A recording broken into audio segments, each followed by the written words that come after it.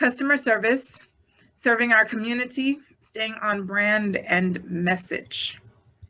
So I want to start this off by reminding you all that we have external customers and we have internal customers.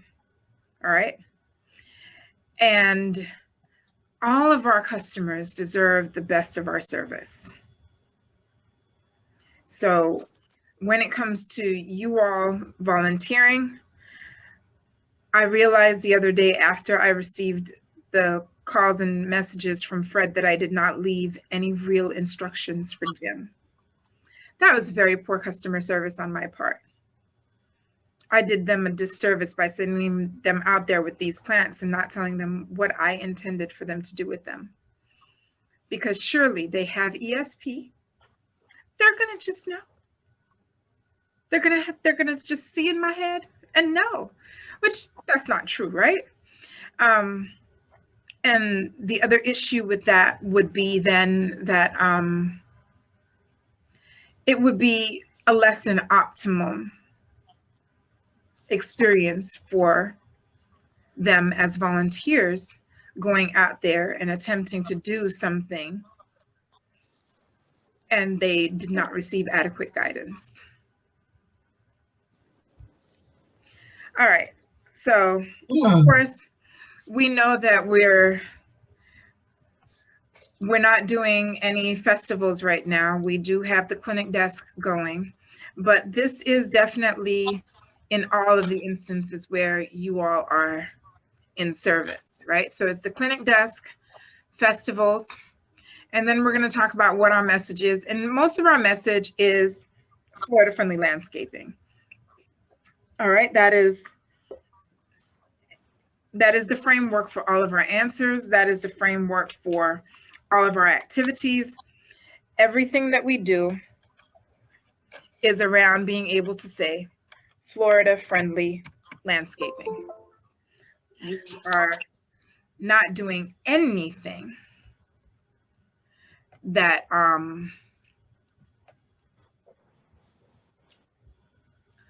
that is not carrying that brand. So be it vegetable gardening, be it butterfly gardening, the work that we're doing over at the IG Center, the thing that we're going to go ahead and continue over at Egret Marsh, all of it is under the banner of Florida Yards and Neighborhoods, Florida Friendly Landscaping Program.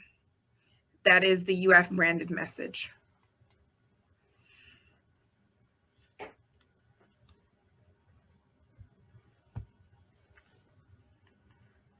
All right. So the clinic desk, you know, you all are always in there and it is always a very welcoming environment. Those of you who receive the frequent flyers, I sit on this side of the wall and I hear you all greet people by their names, right? It's not, oh, hi, how can I help you? And you have no idea who it is. If it's a frequent flyer, my goodness, you all greet them by their name.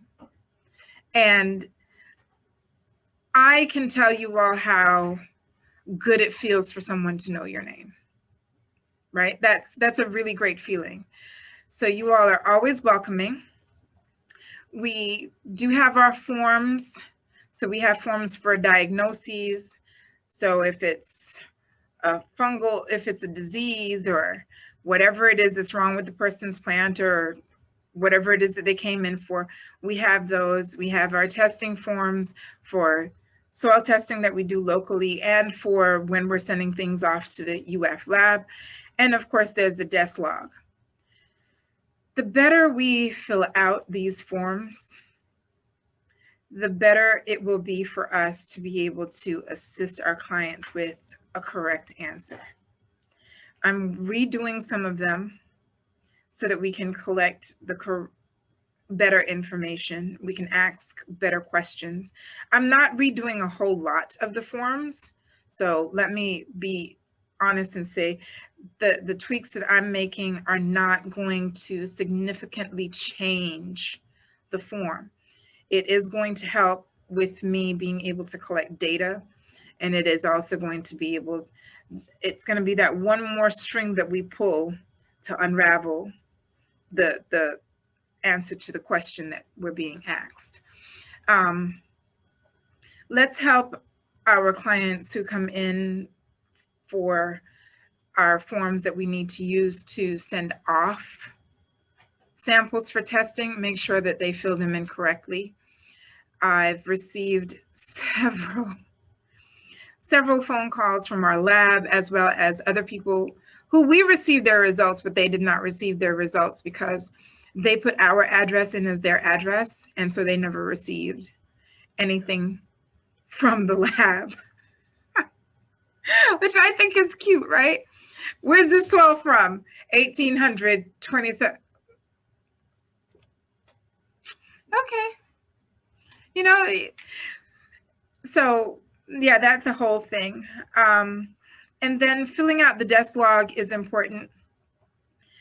I look at the desk log and I tell Christine what it is that we're getting a lot of, so that when she talks with Bob Seuss on Monday mornings, she can mention it if it's something that we find is significant. All right, so I track trends on our desk log. Yeah, so it's not just one more piece of paper for you all to have to fill out. But besides that, it's a lot easier than me going through all of the forms. I can just use the desk log and mark off my statistics that I must keep track of, right? So the desk log is very important. And signing off. If you completed something, please say that you completed it, so that, especially, bless their hearts, Julia and Karen come in, and if it does not have a check mark saying that it has been completed, they go back through it, only to find that they're calling someone who we gave an answer to. And they were satisfied with the answer, bless their hearts, but they didn't have to take that 5 minutes to find out that the person already received an answer. And they went through and they did 10 minutes or 15 minutes worth of research. So let's make sure that we sign these things off. There's a completed section to these forms or something like that. Whatever means it's been done and I've gotten it sorted, that's what we need. All right. And then there are things that we need to set up for follow-up. And if it needs to be followed up, leave a little bit of a note for the other person coming on to the desk to say, hey, this is how much I found out about this already, but I have not found anything to give the person an answer. All right. And if it has to be escalated to me, y'all, don't be dropping papers on my desk. My desk is full of papers. I'm going to come in and I'm going to say everything is normal. I'm not going to notice that there's a brand new sheet of paper on my desk. All right. And then there are a lot of things that I don't need escalated to me. There's no reason to escalate it to me. We'll be continuing and doing our trainings. And one of the trainings is definitely about ways in which let's take these steps to do the research necessary to find the client and answer it before you send it to me, because some things don't need to be escalated. I'm not identifying ants. And there are some oak leaves that were on my desk and the caterpillars crawled out of them. Why am I getting those oak leaves on my desk with the caterpillars crawling out of them for me to identify what was rolling the leaf of the oak? Well, that's part of the fun, Nikki. Laurie, it's not part of the fun. It's part of your fun. That's what you all are paid for. I just get to get the credit and tenure. All right. And then I started the client survey. I would like to be able to do it once a week when things are fully open. I would like to do it once a month right now, even though we're averaging about 15 or 20 people a month anyway, if we get that many people. But I would like for when we serve a client to ask them, if we can follow up with them at the end of the month, and we take them through a few questions on our client survey so that I can start gathering that data. We're due for an audit in 2 more years, and I'd like to be ready for it. And besides that, that's also going to help us be able to determine what are the things that we need to teach more of. What are going to be our new things that we focus on. So when I first started, definitely I put in a couple of lectures on rain gardens because I realized just how important it was to show people that they don't have to have that one spot in their landscape where the gutters just erode the soil and there's nothing they can do about it, right? So rain gardening was a whole thing, and it still is, honestly. So what else do we have to teach them? You know, so the client survey is going to say, yes, I'm very satisfied, and I get to tell you all that. And it's going to also say to me, this is what I need from you.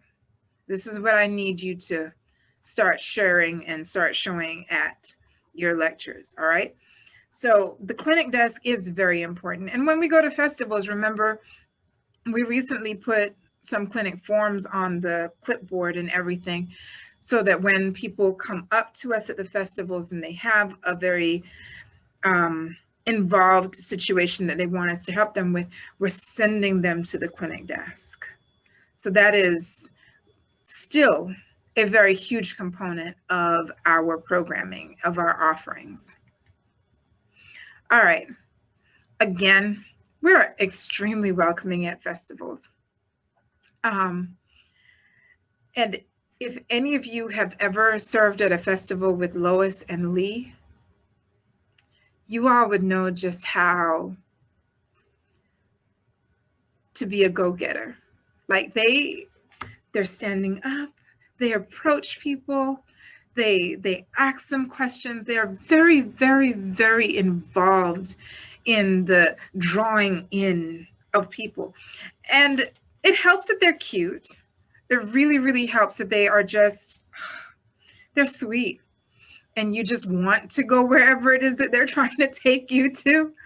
But they are definitely a study in how to bring people into your booth and to share with them what your wonderful research-based information, all right?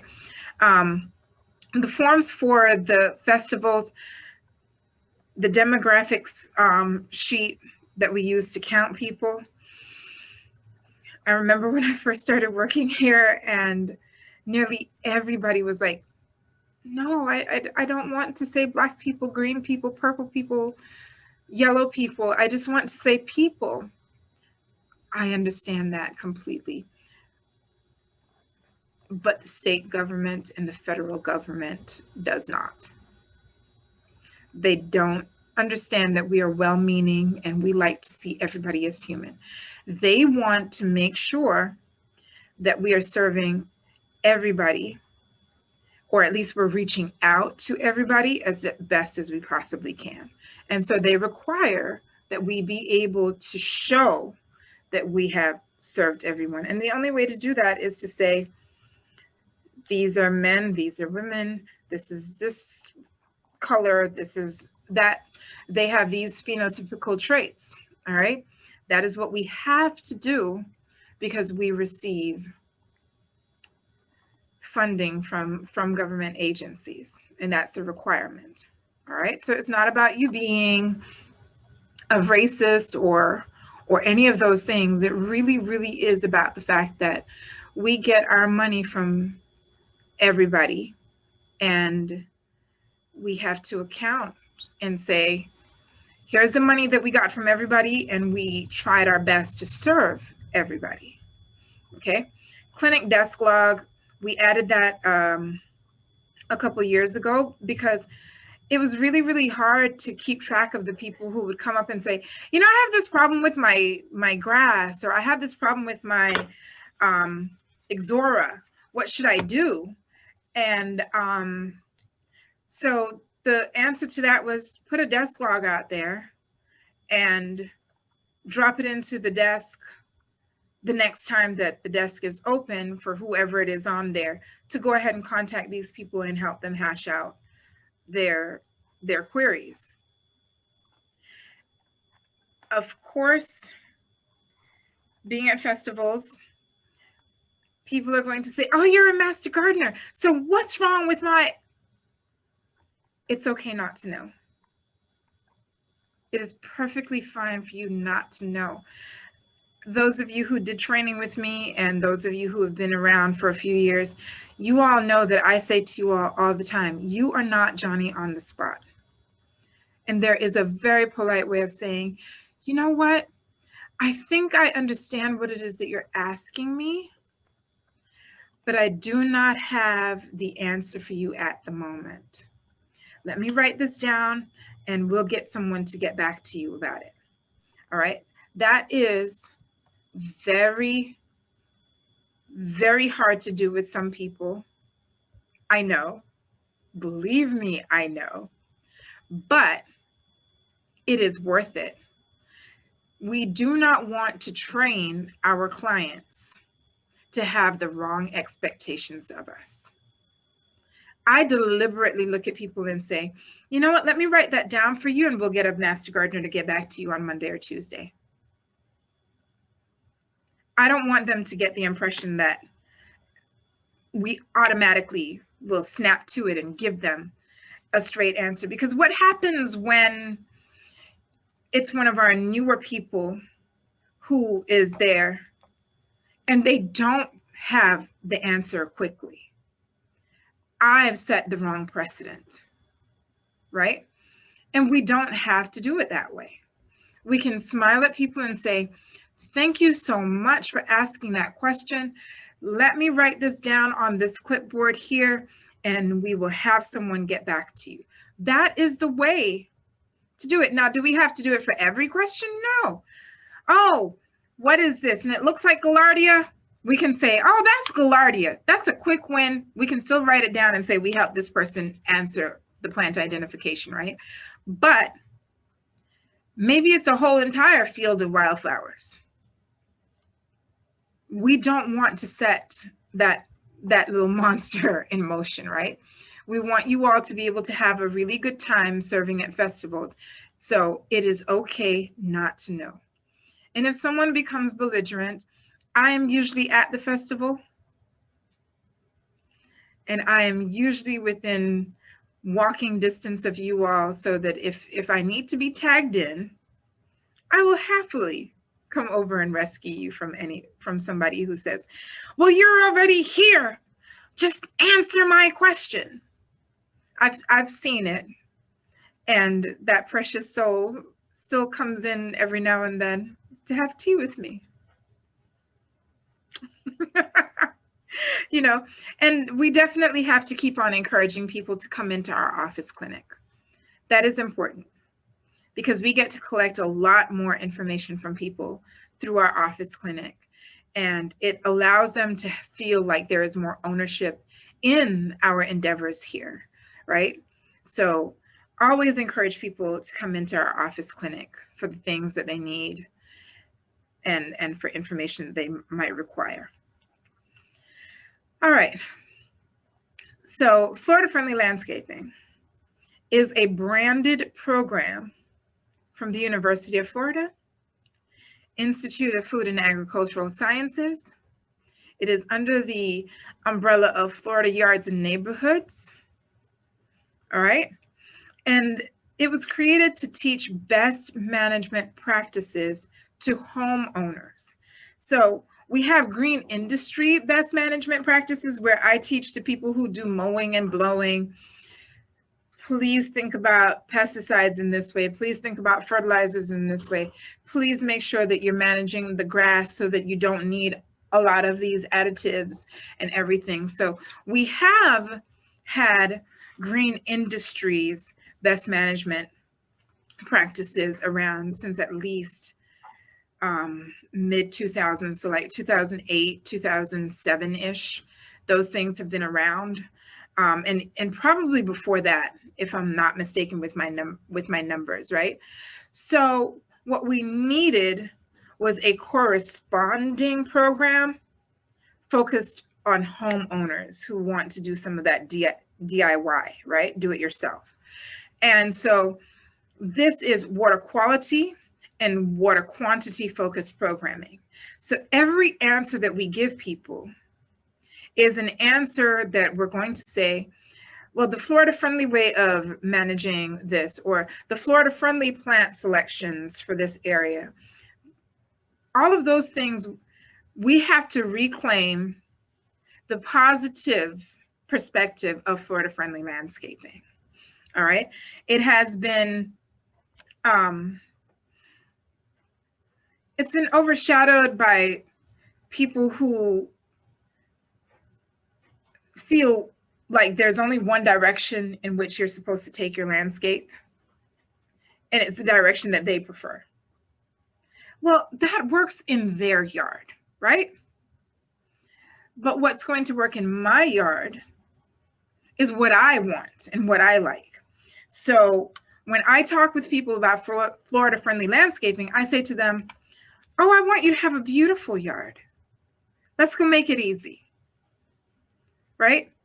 That's what you came to me for. You came to me for me to give you some tips on how to make this easier.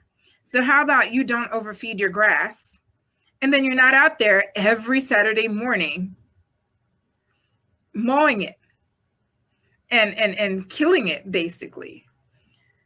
And they're like, okay, everybody has heard me at my lectures. I love to tell folks, I want you to drink more lemonade, right? I love saying that to people because it's true. My imagination of what my life is supposed to be here in Florida is I should be able to sit on my deck and look over my kingdom and drink more lemonade. And if my practices are not conducive to that, then there is something wrong. So let's continue to help people. And the language that we use is important, right? So we're supposed to look at them and say, oh, we can totally help you put out a beautiful buffer, right? With Florida friendly plants. It's going to be very low maintenance. And then you won't really notice how atrocious some things in that pond look. You'll say to yourself, what a difference a few Gaillardia make. What a difference some blue flag iris makes, right? And let the pond manage itself. We don't need to keep on interfering with that area. We've done what we should. We've done what we could. Drink your coffee, eat your croissant. I'm a fat kid. You know, and enjoy your breakfast and enjoy your mornings instead of sitting down saying, pond scum again. Let's put some beautiful plants down there. Let them soak up the nutrients. You get rid of some of the pond scum, and it's a good look. It's easier. Florida friendly landscaping is a management system. That's what it is. I'm using one of Angelica's pictures. This is one of the most gorgeous things that I have seen in months. Let me tell you all, right? So I put this out on Facebook. I used it in the last meeting that we had, and I went and I found it and stuck it into this PowerPoint last night. I think it was at about 11:30-ish. I was watching a football game. Y'all don't judge me. I still have people in Alabama. And my dentist is from OSU. So I had to, and I'm always in their office talking trash. So I had to cheer for Bama. Anyway, having said all of that, this is Angelica's beautiful picture. These are the images I want you all to have in your minds, and I want you all to share with other people so that they'll understand what it is, what our goal is when we're talking to them and saying Florida friendly landscaping and garden management program, okay? Our methods are absolutely geared towards us being able to look at these beautiful, beautiful little blue egrets without having to say, well, they used to be here, but we preferred to bomb our grass with all sorts of things because we just chose not to do anything more sustainable. If that's still what people are going to do, then that's what they're going to do. But make no mistake about it, we are here to give them an alternative. We're here to say to them, we can have it all. Let's use integrated pest management. Let's identify the specific problem, right? And treat that specific problem. We can't say, well, my plant is wilted, and our first answer to them is, oh, feed it. But if it's fusarium, what are we feeding it for? It's already on its way out. We can't say feed it. We have to identify the problem and then find the lowest impact method of managing it first and assessing whether or not that method worked before we move on to another step, right? And plant identification is important. I identified a castor bean plant this week. The poor woman was devastated. She said it was the cutest thing in her yard. It just sprung up there one day and it grew real, real fast and everything. And she was like, oh, yay, I've won the lottery. And then she saw how many fruit was on it. And she was like, wait a minute, I might be in a little bit of trouble here. And when she came in with the leaf, I took one look at the leaf and I was like, bless her heart. Showed her a picture of the plant on off of Google. And she said, yes, that's my plant. That's it right there. I said, oh, the birds shared their love with you. You need to get rid of it. Not only is it not good in wind, but that thing will just go like wildfire through your landscape. And as you've seen, it grows really, really fast. So let's make sure that we identify the plants and insects. You know, a lot of things that people may think are friends are foes, and the things that they think are foes are friends. Let's work with people, and let's remember, even though we naturally want to be judgmental, right? We cannot sit down and say, we cannot assign poor intent to other people. So if they came in and said, well, I killed all those caterpillars that were on my passion vine,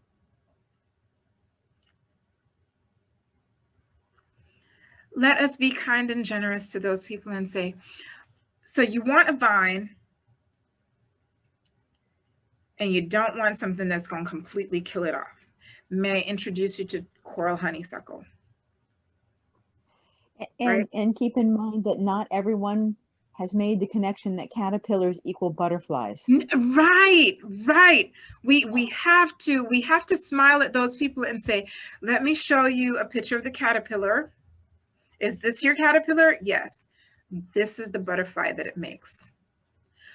I have the same issue with the worm. I'm sorry. I have the same issue with the worms in the oak trees. Yes, that's the food for the birds. Hello. That's food for the birds. You want to spray them. You know what? And it's not going to kill the oak tree at all. It's and you know, and that is where we have to sit down and say, this is a person who came to a place of learning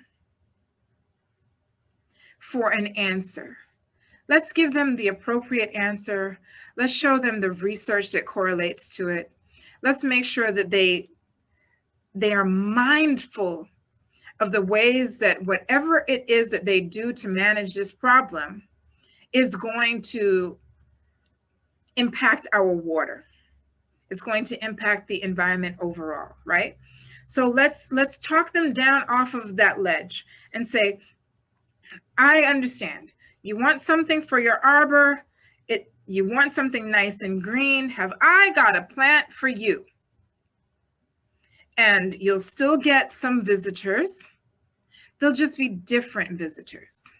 All right. So they'll end up with some birds that and butterflies that have a longer proboscis to come over to their coral honeysuckle instead of their passion vine. There's nothing wrong with people wanting what they want. all right? We are here with the how, okay? We are here with saying, sure, we can give you 4 plants to throw on that trellis. This one you're gonna have to keep on replacing, but it's worth it. This one is going to be very, very permanent. You'll trim it back in this way. And these are the 2, they're toss-ups. We'll see how it works. That's what we're doing, all right? And we're tying it all up in the words, Florida-friendly landscaping, because we want a positive connotation for that. So that when their neighbor says, hey, where'd you get that idea from? Oh, the master gardeners are teaching me Florida-friendly landscaping. You should try it. Oh, no, I'm not putting nothing but natives in my landscape. I'm not turning my yard into a jungle. They'll be able to say, you know, I thought that too, but I have since found out that they just want to make my life easier. Isn't my arbor, isn't my trellis beautiful? Yeah, that's what you're going there for. They're not dogmatic, they're pragmatic. That's the approach that we're taking. All right. And we're going to see more people coming back to us because our customer service is always excellent. We're always addressing our clients with respect for their desires, knowing that they are human beings. And sometimes we might come in and we might say things and we're like, well, I just want a sandwich. Sure, I can make you a sandwich, but I only have lettuce wraps. You know, it's still a sandwich. That's what happens, right? So let's come a little closer. Let's help people make the incremental changes that they need to make and encourage them by our customer service to keep coming back to us. We don't want one-time visitors. We want people to sit down and say to themselves, they are the most trusted source. They are the people who I rely on. They are the people who I will go back to. Before the pandemic, we had people who would come in here and say, I was in here last week. I'm back. What's this?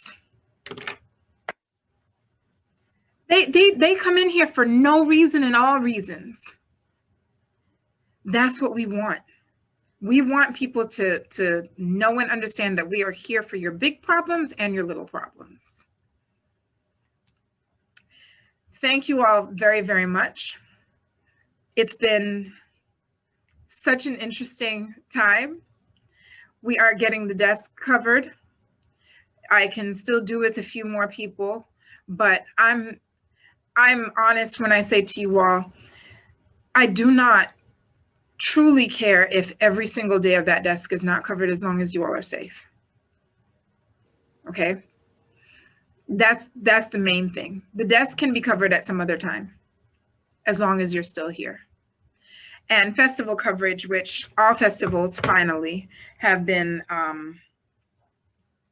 canceled for this year.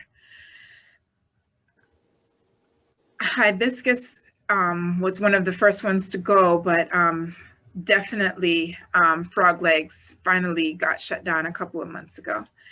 I know. And I just want you all to know that normally at this time of the year, we would be gearing up. It would be me and at least 2 volunteers every single week prepping 2 or 3 different containers to go to different places. And, you know, I'd be like the little stretch guy, you know, it is okay. And we're not going to return to normal. We are going to pick up at another space. And I really want us to be able to sit back and say, I've had a moment. This thing here that I did for Hibiscus Festival, I really like selling the plants for them. or I really would prefer to go and give out flyers. Whatever your little ideas are, this is the time to give me some ideas because, woo, y'all,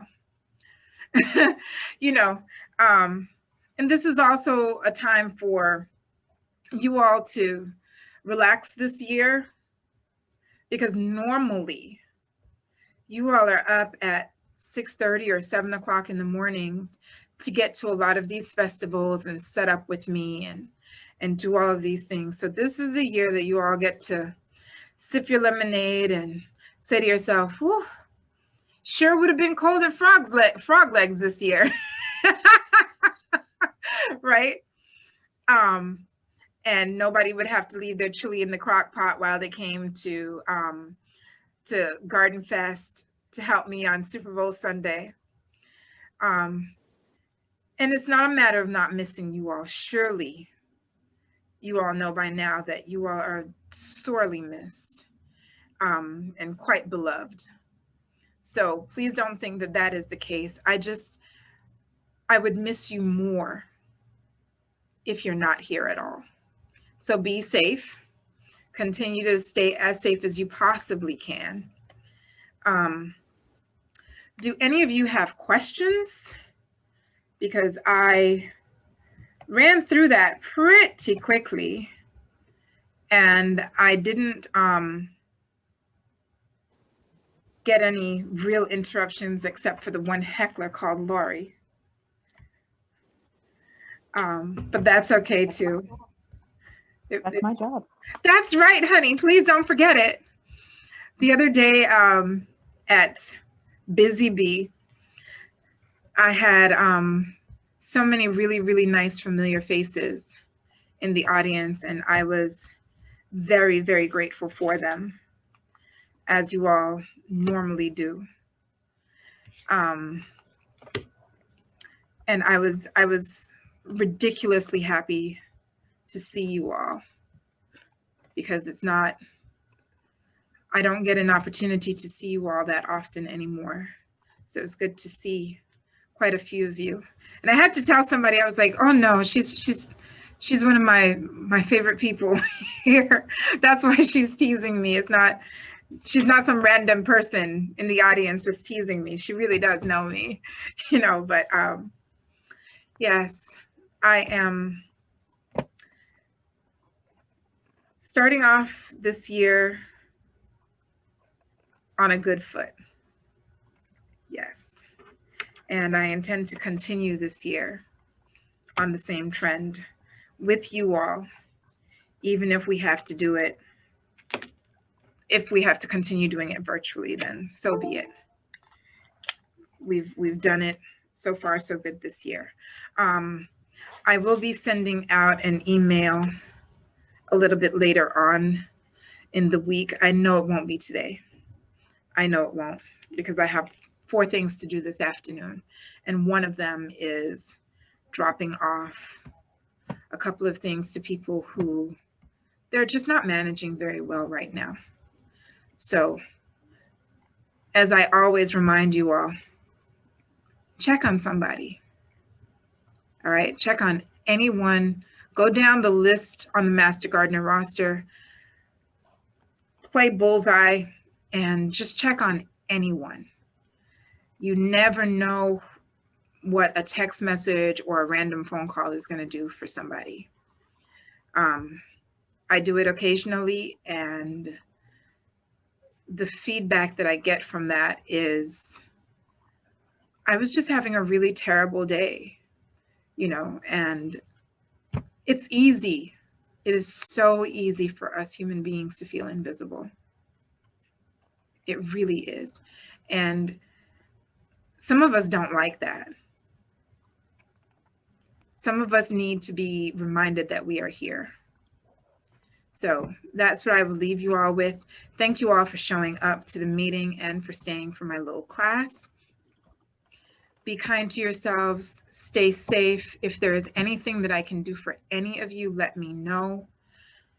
I am free from under most of my reporting requirements, and back to work as normal.